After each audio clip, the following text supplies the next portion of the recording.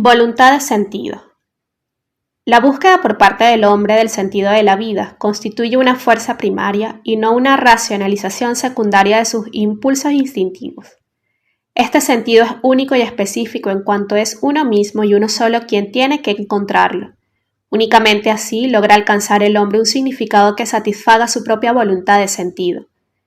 Algunos autores sostienen que los sentidos y los principios no son otra cosa que mecanismos de defensa, formaciones y sublimaciones de las reacciones. Por lo que a mí toca, yo no quisiera vivir simplemente por mis mecanismos de defensa, ni estaría dispuesto a morir por mis formaciones de las reacciones. El hombre, no obstante, es capaz de vivir e incluso de morir por sus ideales y principios. Hace unos cuantos años se realizó en Francia una encuesta de opinión. Los resultados demostraron que el 80% de la población encuestada reconocía que el hombre necesita algo por qué vivir. Además, el 61% admitía que había algo o alguien en sus vidas por cuya causa estaban dispuestos incluso a morir. Repetí esta encuesta en mi clínica de Viena, tanto en los pacientes como entre el personal, y el resultado fue prácticamente similar al obtenido entre las miles de personas encuestadas en Francia. La diferencia fue solo de un 2%. En otras palabras, la voluntad de sentido para muchas personas es cuestión de hecho, no de fe. Ni qué decir tiene que son muchos los casos en que la insistencia de algunas personas en los principios morales no es más que una pantalla para ocultar sus conflictos internos, pero aún siendo esto cierto, representa la excepción a la regla y no la mayoría.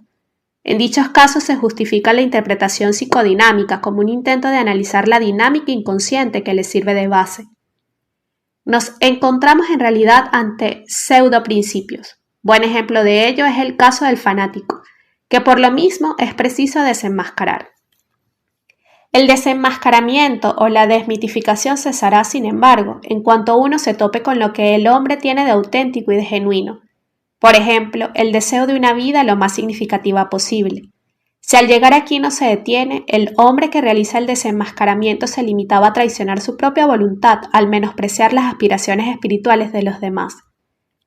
Tenemos que precavernos de la tendencia a considerar los principios morales como simple expresión del hombre, pues logos o sentido no es solo algo que nace de la propia existencia, sino algo que hace frente a la existencia. Si ese sentido que espera ser realizado por el hombre no fuera nada más que la expresión de sí mismo o nada más que la proyección de un espejismo, perdería inmediatamente su carácter de exigencia y desafío. No podría motivar al hombre ni requerirle por más tiempo. Esto se considera verdadero no solo por lo que se refiere a la sublimación de los impulsos instintivos, sino también por lo que toca a lo que Carl Jung denomina arquetipos del inconsciente colectivo. En cuanto a estos últimos serían también expresiones propias de la humanidad, como un todo. Y también se considera cierto por lo que se refiere al argumento de algunos pensadores existencialistas, que no ven en los ideales humanos otra cosa que invenciones.